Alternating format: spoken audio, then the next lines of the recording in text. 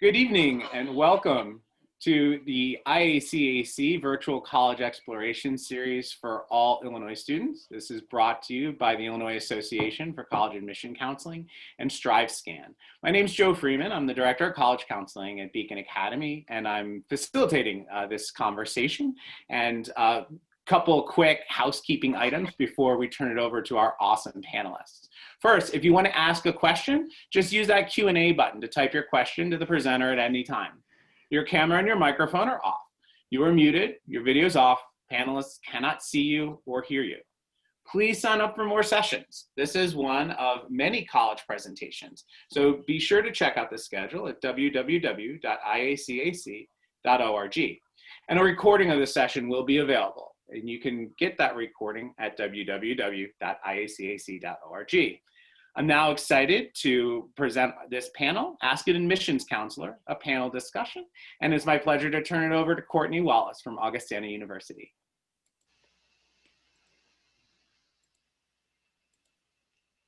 Hi, everyone. As Mr. Freeman mentioned, you're welcome to throw all of your questions in the Q&A section at the bottom of your screen. Before we go through with our introductions, I just want to say up front, this is kind of an unusual opportunity that you will have to ask us all the questions that you have maybe always wanted to ask someone in admissions. So we're pulling the curtains back and showing you and giving you what's really happening in college admissions. So feel free to ask any questions that you've always wanted answered. So send those questions in. And before we get started, again, we're all of us are admissions counselors. We work in the field of admissions. Our jobs are to work with students like you. I'm sure you realize that you had your parents to support you, you had your school counselors to support you, obviously your friends, and maybe siblings to support you, but maybe you didn't know you had people like us at all the colleges and universities that you're really seriously considering here to help you. And so that's our perspective. So I'm gonna start off and I'm gonna hand it over to Alex for her introduction. So good evening, everyone. My name is Alex Salas, and I'm a regional admissions counselor for the University of Illinois at Urbana-Champaign.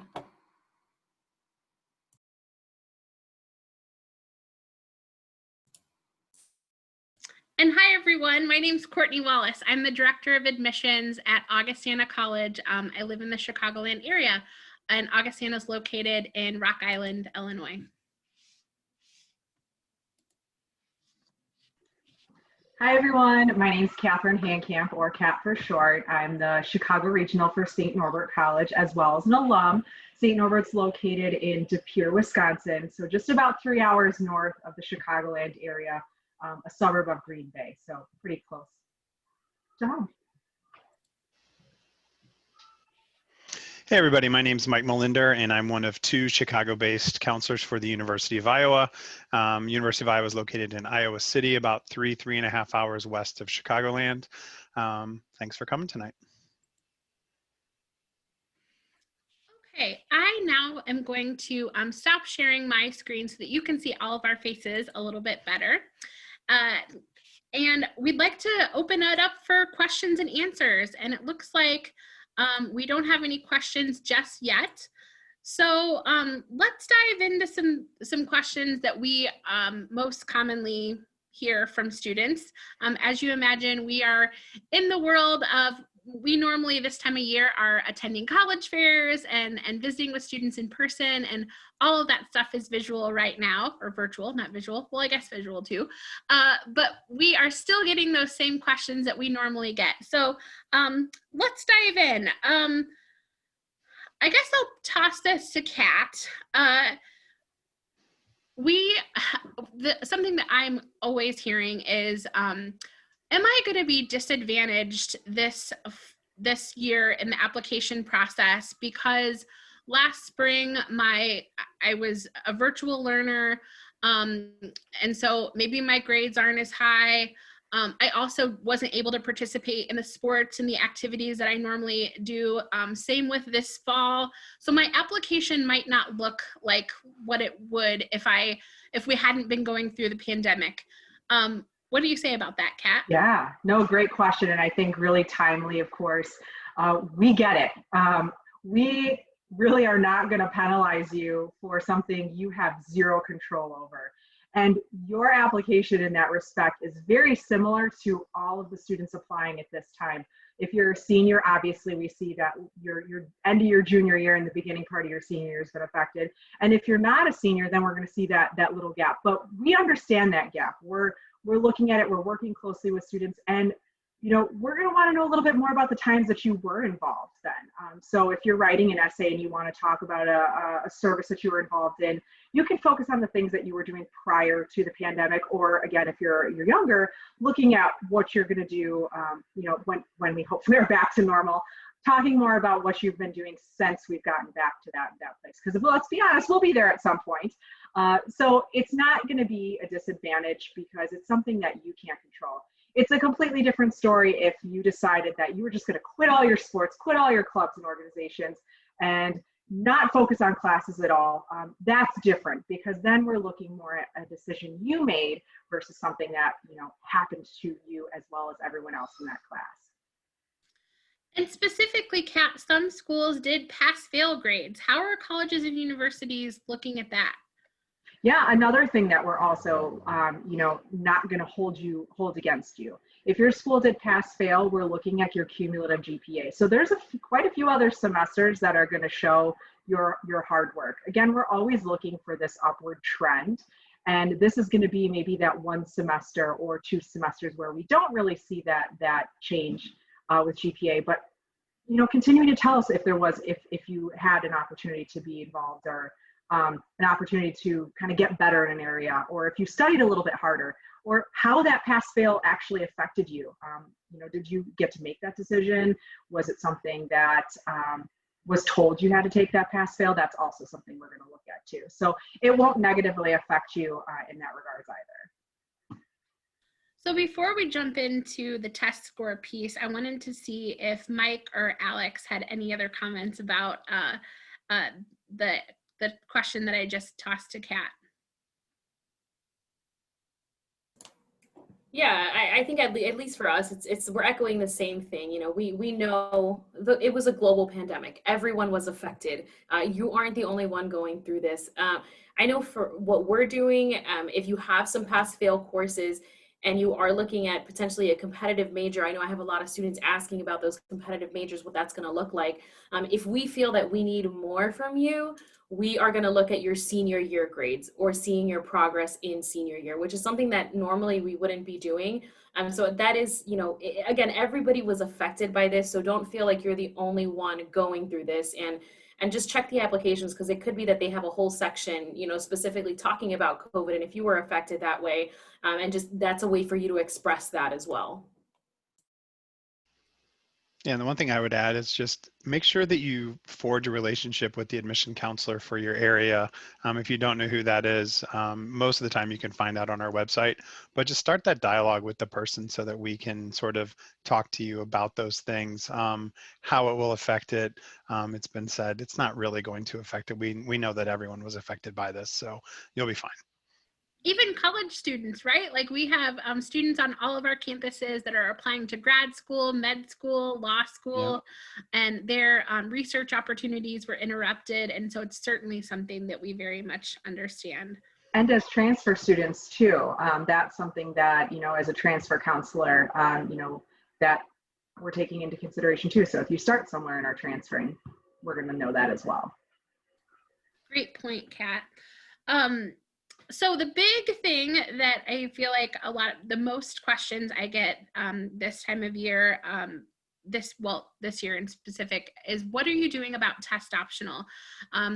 We know, of course, that some schools, there are about 1,000 schools that have been test optional before the pandemic, and because of lack of access to test scores, and certainly the data that shows that test scores aren't necessarily the best predictor of how well students will do in college, many schools have changed to adopting test optional policies either from now on, or maybe a test run.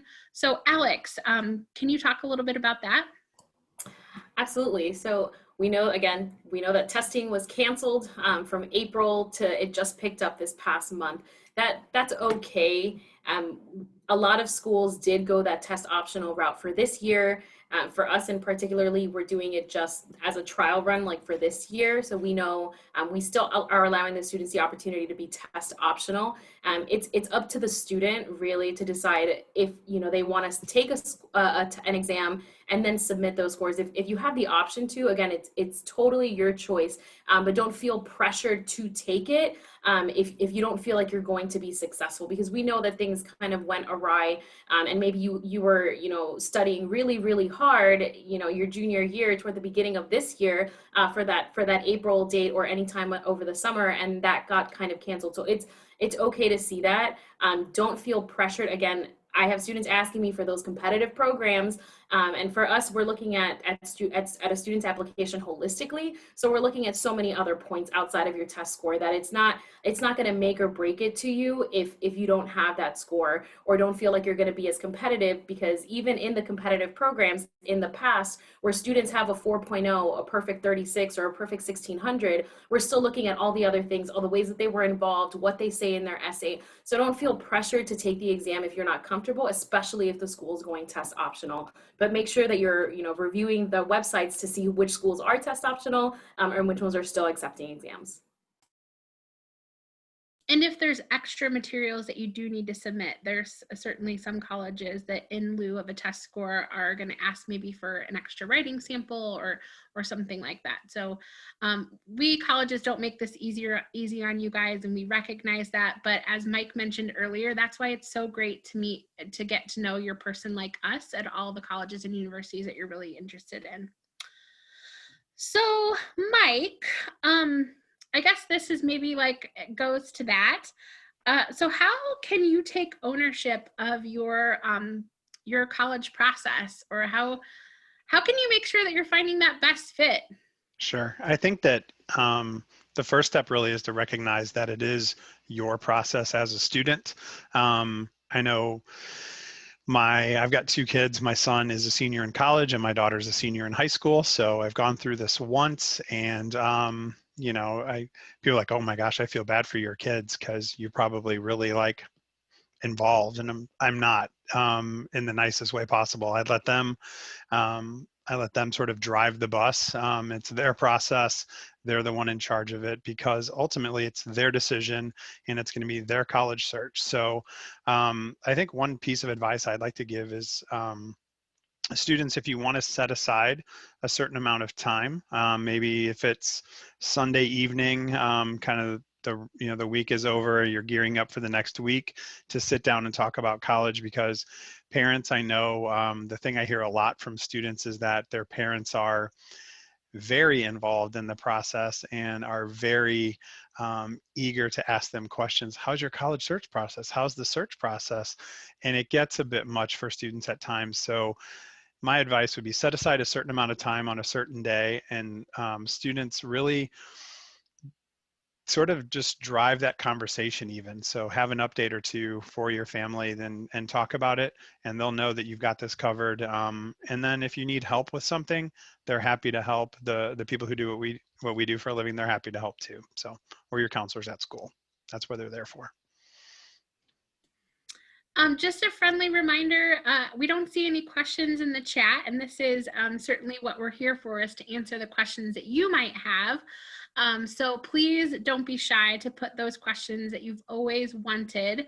We will not share your name. We will just read the question aloud and the answer. So don't be nervous about asking that question that you really want answered.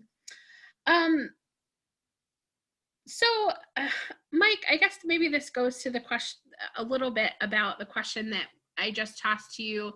So how do you find your best fit overall? Like maybe you're a student that has friends that are going, a big group of your friends that are going to one school. Maybe your parents are wanting you to like look at their alma mater.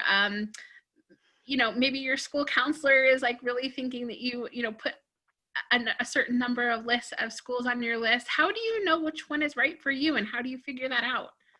I think that if you can sort of break down a handful of factors, you know, whether it's the sort of the academic fit, parents certainly want to see the financial fit, but really, and the personal fit. So kind of the merger, the overlap of those three factors. Students have their own list of what's important to them. Parents certainly have a list of what's important to them. But I think that if you do a lot of the research now, from now until the spring, your list of 8 schools goes down to 6, which goes down to 5, 4, 3. By spring break, you're down to a couple of schools.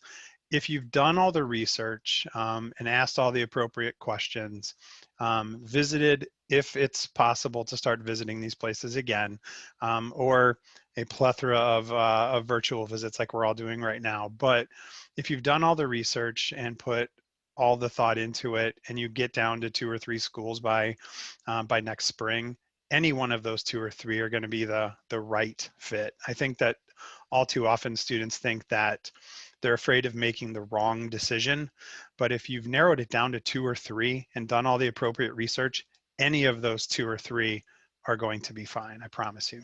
So. And I kind of want to add to what Mike said too, of like, when we say think of what's important to you, I think that can be a little overwhelming. So what does that really mean? And I think that means, you know, not just a major, because you're not going to consider any schools that don't offer the program that you want to get into. You're easily going to wipe them off the list. But think about what you're involved in, what you like to do outside of school, because college, as much as it is about getting that degree and sitting in class, an overwhelming majority of your time is spent outside of that. You're going to want to be able to be involved in clubs. If it's Greek life, I mean, if you play Dungeons and Dragons, does the school have that for you? I mean, if you ski and wakeboard, water ski and all that stuff, those are things you want to see like, hey, do I have the ability to do that in college? Because that's what makes a college experience your college experience, and the friends you make from that and the memories you make from that. So yeah, that academic piece and that financial piece are really important in it. But really thinking about, is this school going to have what I love to do outside of the classroom? And I think that can really help you narrow down that list even further when you get to it. Well, yeah, and I think that the all those brochures that we love to send out in the mail that have all sorts of lovely imagery in them, book after book after book I see arriving for my daughter, and I look through them and I'm like, oh wow, look at all these, you know, all the great pictures. They look like fantastic places, but what they don't show is what is across the street. Is there an abandoned factory across the street? They don't show that in the brochure. Does the town smell a little weird? They don't have scratch and sniff brochures. So if you can, go see these places in person, because you definitely want to see what it looks like, eat the food, you know, walk around, sort of try it on for size. And that's, I think, a really important factor. And I know that it's going to be hard right now because not a lot of places can do that in the fall, but hopefully in the spring there will be some admitted student visits. I know that's a pretty common thing for schools to have specific visit programs for admitted seniors. So if you're able to take advantage of that next spring, knock on wood, hopefully you'll be able to do that.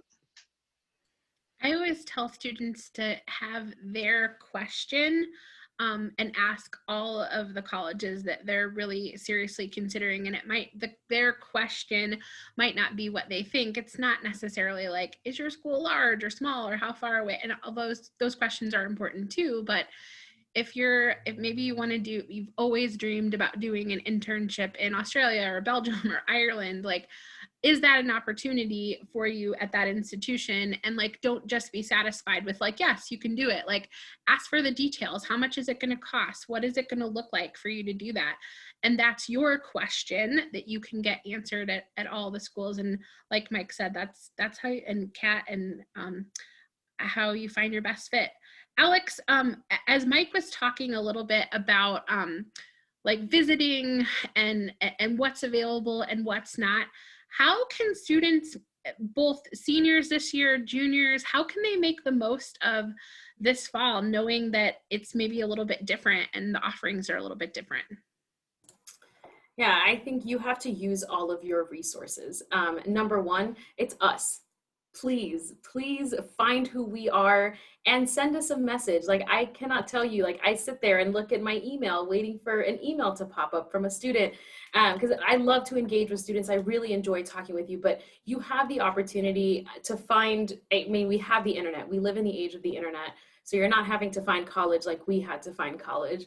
And you really have to find those opportunities. So I know that if there are, talk to the students more than anything. So if you see anything that says there's a student session at the school, that is going to be a great way. While yes, they're going to tell you everything that's perfect about their institution, that's your opportunity to ask them those kinds of questions that you may want answered. Like, how often do you find yourself involved in clubs? How much homework are you actually doing that? Like, what did your first day of school look like? Those are things that we cannot answer, but a student who's in that real time right now can answer them. And feel free to be candid with them as well, because they also had their semester kind of thwarted a little bit because of COVID as well. So how you can ask them, how did your institution handle that transition? So speaking to the students, I think, is an underutilized resource.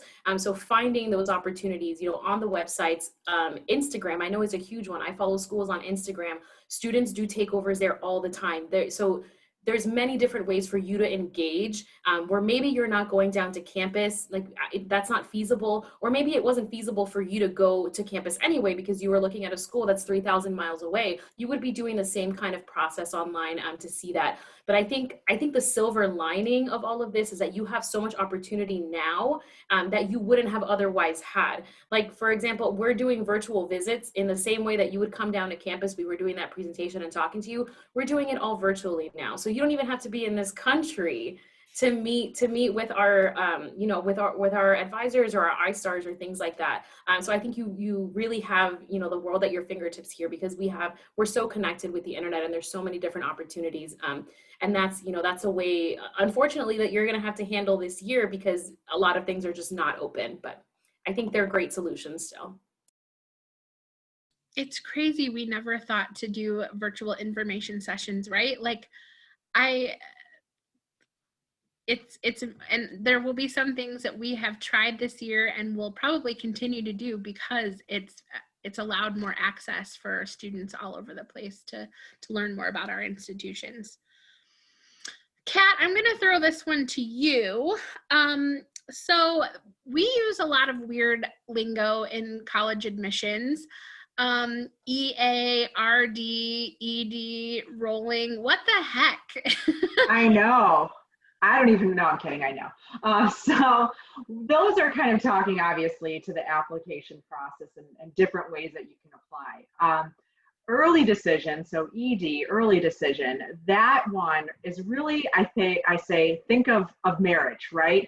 You are signing on dotted line, you're putting that ring on, you love that college so much, you're going to go there no matter what. So when you apply early decision, you're going to be the first group of applicants reviewed by this school. They're your first choice, and you're hoping that you're going to be their first choice too. So you're going to apply early decision to those schools. And again, that's a binding decision.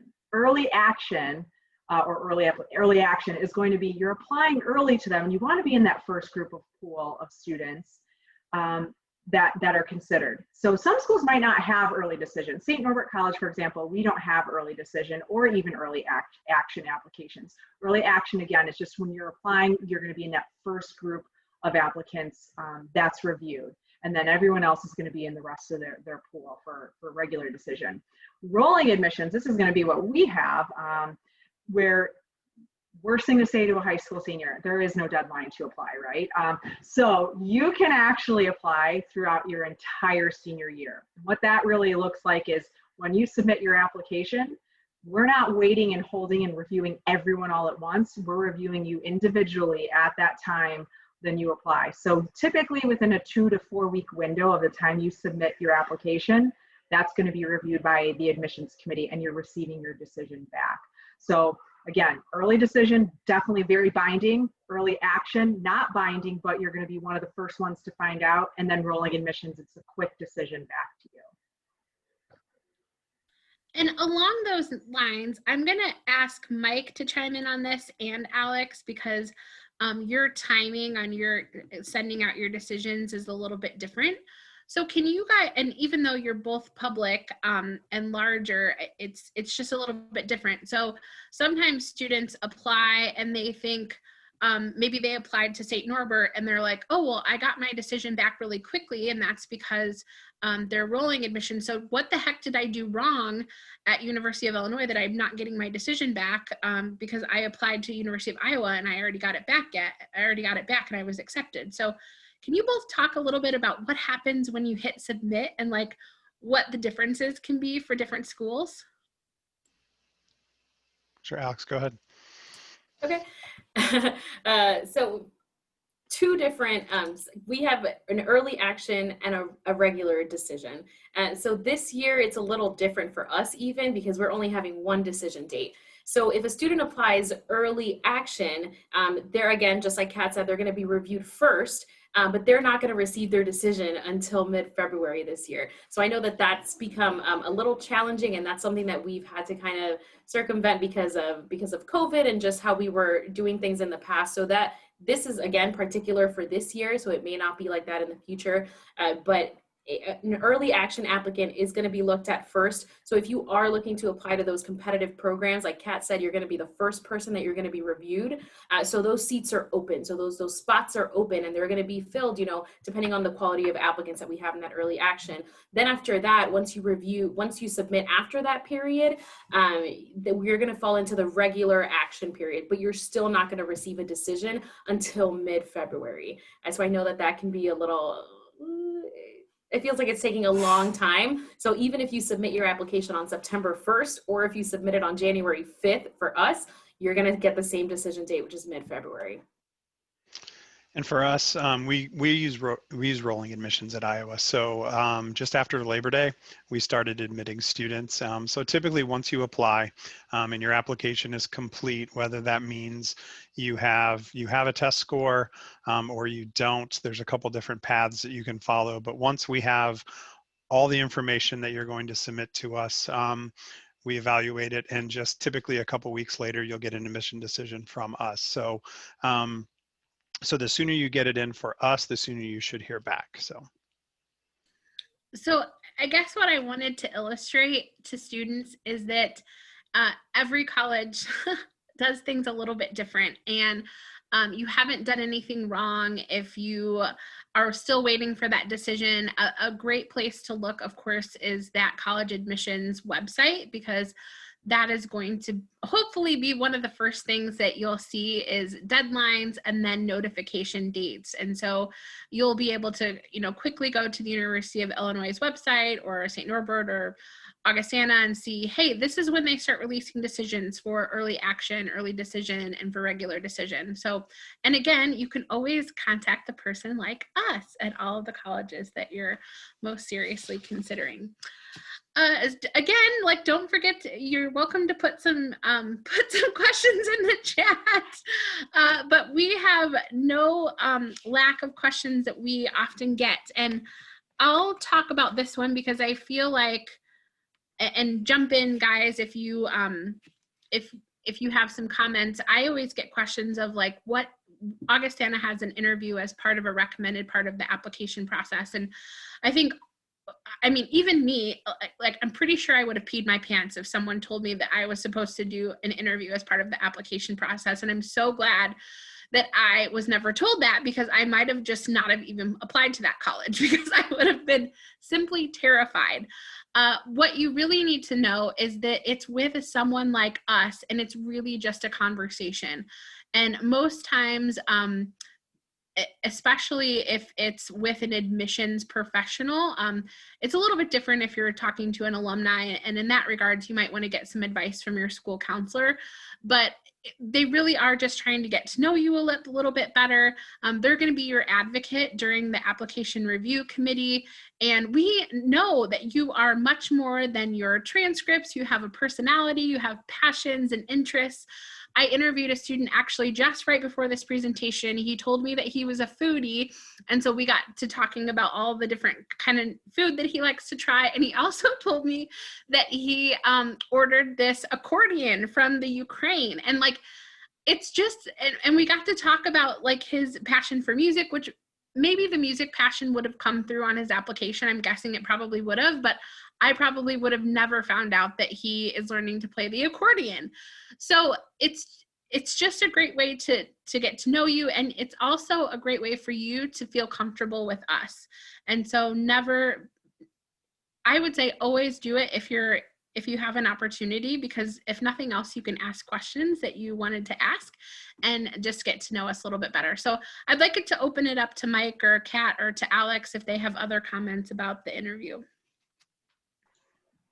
Yeah, that's something that we at St. Norbert do as well. It is not a requirement for your application, but something we always encourage. It's typically part of your visit to campus anyway. So when we do have students visit campus, you'll do a tour, but you also sit down with probably one of my colleagues, since I'm here in Chicago, if you're working with me, just to have that conversation. It really is, again, to just learn more about you, something we're not going to see on your application, that we can really kind of tailor that conversation we're having with you about what you might be interested in at our school too. So some things you might not know about the school that we can tell you as well. So it's a great way to kind of learn more about a school too, and if it could be a good fit for you. And I could think of kind of like one more question that I get pretty regularly. And then if there's no more questions in the chat, we will end this. But this is a time when a lot of students are working on their college essays. And in my opinion, probably the most overwhelming part of the application as a whole is figuring out what the heck you're going to write about. So if you guys could each maybe share one tip about the essay process, what you wish students knew about the essay writing process, I think that'd be great. Mike, do you want to start? Sure. I think that many times students, and especially their parents, think that you are supposed to write the essay that the college people want to hear, whatever that means. You don't. You don't have to write this formulaic essay. It does not have to have the introductory paragraph, a couple of supporting paragraphs, and a nifty conclusion. It does not have to be that format. If you are weird, you can write a weird essay. If you're funny, you can write a funny essay. If you're not funny, maybe don't try to write the funny essay, because sometimes that doesn't work as well. But I think that one thing that people are always sort of reluctant to do is really sort of be vulnerable and revealing and to truly talk about themselves. I think that the safe essay is fine, but if you want it to be more memorable, come up with something a little off the wall, and it's okay. If it's something that's really sort of unique to you, I would love to know about that. Yeah, just echoing what Mike said there. The essay is really the chance for us larger schools. We can't meet all of you and have that personal connection. So the essay really is the chance for us to get to know you. So I know that I love reading an essay, taking into account what your major, what your interest is, and kind of formulating your essay around that. So being, if you're looking to study English or literature, like I want to see that kind of essay. Like I want to be able to match your essay with your major and say, okay, yes, this person really does understand what this major is. And kind of it's also noticeable when it's not the student writing an essay, when it sounds like a parent. That is very, it's very quick. It's very quick to notice that. Just some of the language that's used, that we know that this doesn't really quite sound like a student.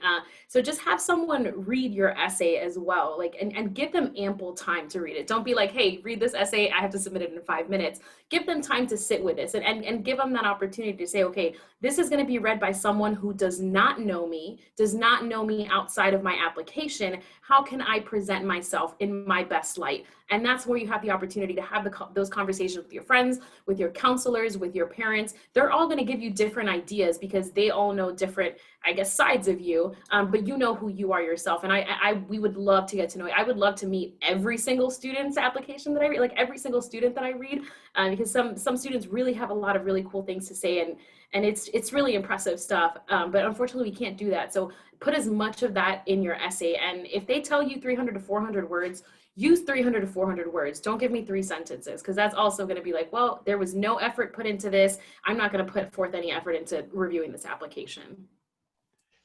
And have your mean friend do it. So if you have a friend that, would say, that's what you're wearing, or a friend that would say, your hair today, yikes. Like if you have that friend, have them read your essay, because they're going to give you the unfiltered version of it.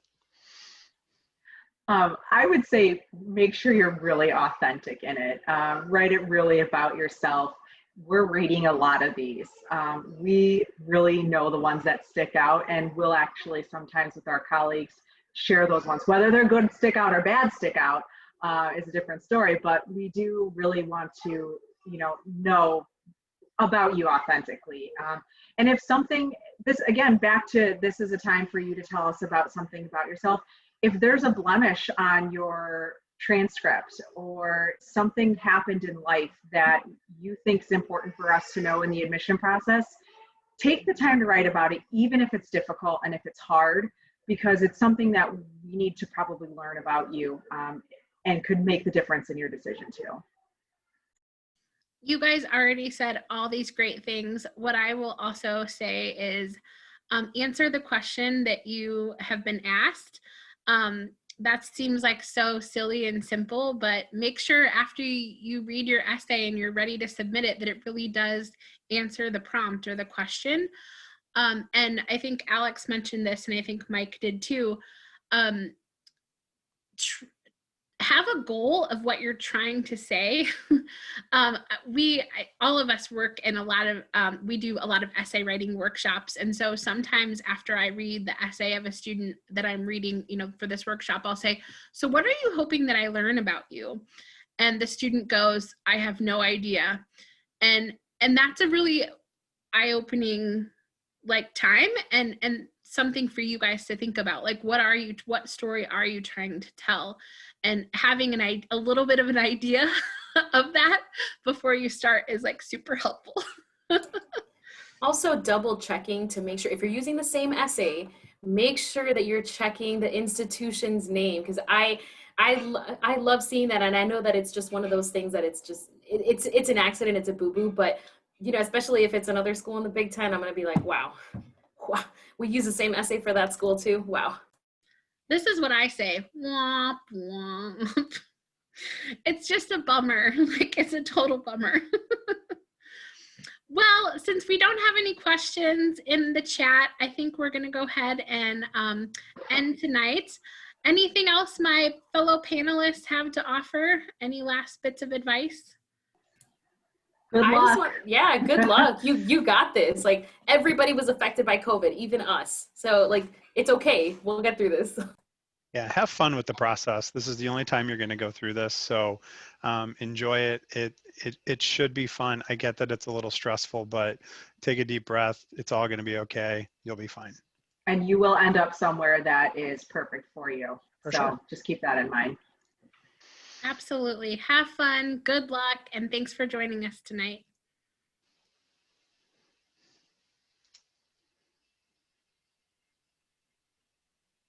Unmute myself. Yes, thank you so much, panelists, for sharing such wonderful insight and answering such excellent questions. As the college counselor in the room, I was definitely giving fist pumps most of, if not the entire time, with excellent information. For our students, thank you so much for attending this panel. And let me turn to the right screen. There we go. When you close this webinar, you'll receive a quick survey. Please do fill out that quick 4-question survey to help us out. Please sign up for more sessions. You can do so at www.iacac.org, where you'll find a full schedule. And again, a recording of this session will be available at that same address, www.iacac.org. Thank you so much for tuning in, and have a lovely evening.